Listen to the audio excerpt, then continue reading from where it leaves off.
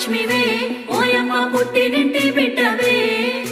రాఖీ పండుగొచ్చెనే ఓయమ్మ ఎట్ల వయసి ఉన్నవే